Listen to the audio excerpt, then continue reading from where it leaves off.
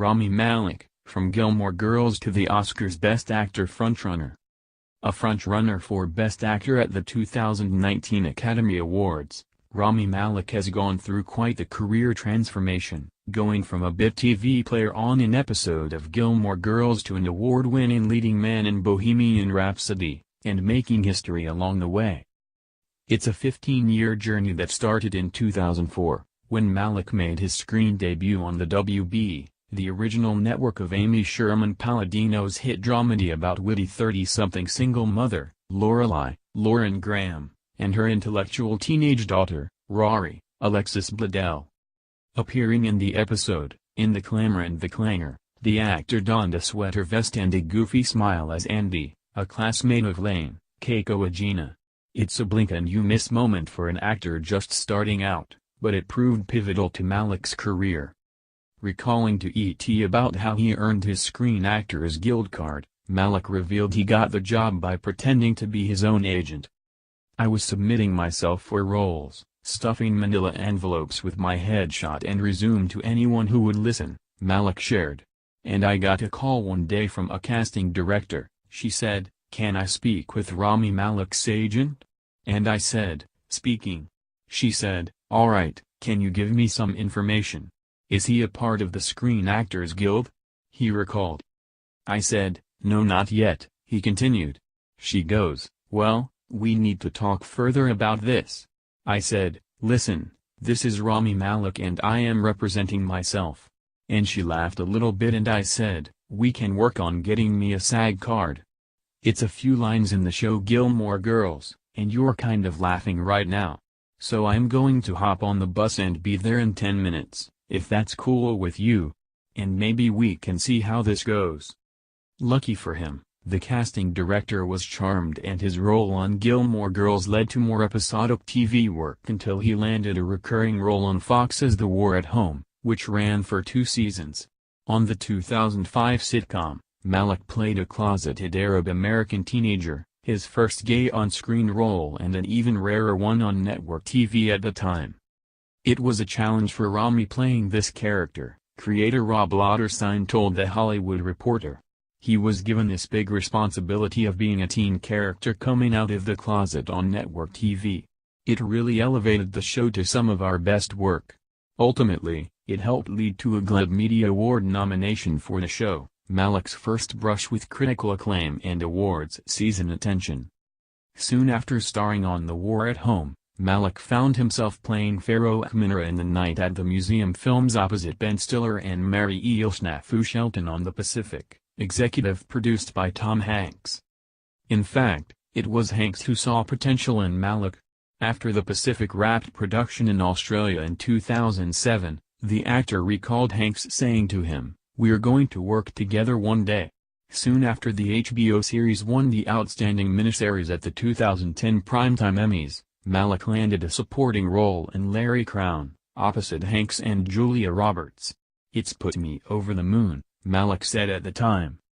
Shortly thereafter, Malek began landing more high-profile projects, with roles in Battleship, The Twilight Saga, Breaking Dawn, Part 2, Paul Thomas Anderson's The Master, Spike Lee's remake of Oldboy and Need for Speed. By the time he wrapped production on his third night at the Museum film in 2014, Malek was cast as the lead in Sam Esmail's new USA series, Mr. Robot. On the cyber thriller about a group of hackers attempting to take down one of the world's largest conglomerates, the actor played the hacktivist's de facto leader Elliot Halderson, a network engineer suffering from the social anxiety disorder and delusions. Coming out at a time when the network was rebranding itself, the show was given the freedom to do something that's pushing the envelope, Malek said of the series ahead of its debut. That freedom paved way for one of TV's most complex and unreliable characters at the time. Earning near-universal acclaim, the show became a critical and ratings hit for USA and put Malek on the map.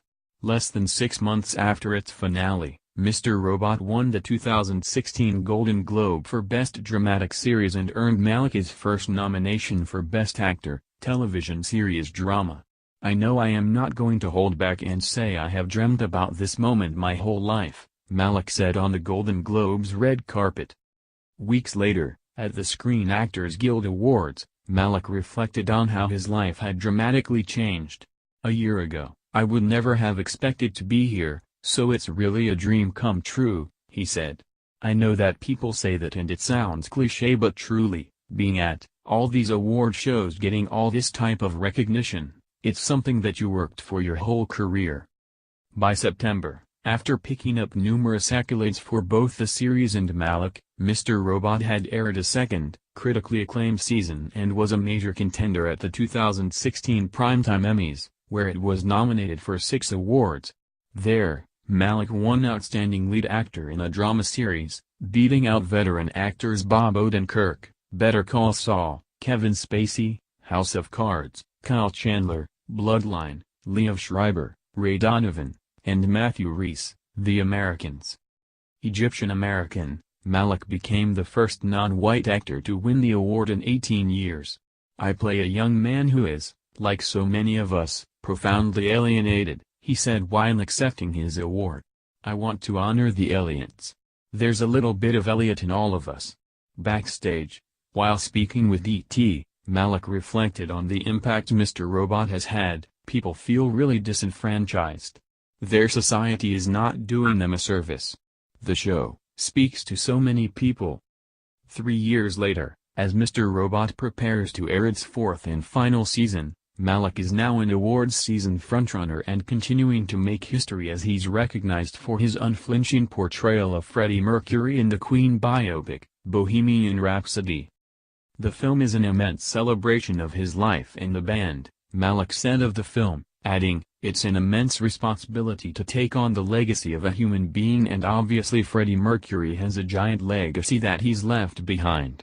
To try to step into those shoes required singing lessons, movement coaching, had to change my dialect obviously, and I just watched as much Freddie as I could." Despite a controversial journey to the screen, director Bryan Singer was fired with 2 weeks left on production after reports of on-set clashing between him and Malek, and mixed reviews. The film became a box office smash. "My situation with Bryan, it was not pleasant, not at all," Malek reportedly said at the Santa Barbara Film Festival, where he was being honored with the Outstanding Performers of the Year award. Even allegations of sexual misconduct levied against Singer hasn't slowed down praise for the film. Singer has denied all accusations. "My heart goes out to anyone who has to live through anything like what I've heard and what is out there," the actor also said. "It's awful, it's remarkable that this happens. I can appreciate so much what they've been through and how difficult this must be for them. In light of the #MeToo era, that this somehow seems to exist after that, it's a horrible thing." To date, the film has grossed over $850 million at the worldwide box office, making it the 3rd highest-grossing Best Picture nominee at the 2019 Oscars, behind Black Panther and A Star is Born.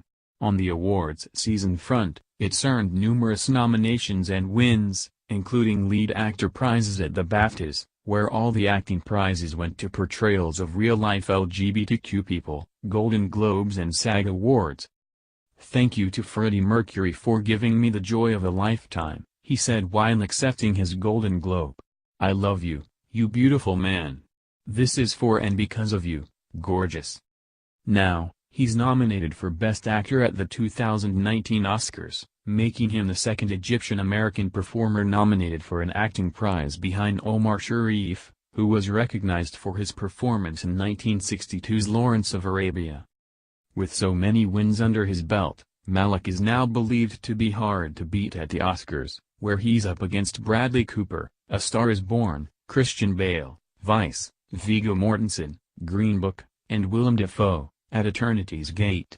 If he wins, on Sunday, February 24, when the awards are handed out live from the Dolby Theater in Los Angeles on ABC, it'll also mark the first time a non-white actor has won the award since 2007, when Forrest Whitaker won for The Last King of Scotland. "There is only one Freddie, but there was a great joy in being able to emulate him as well as I had the opportunity to," Malek said.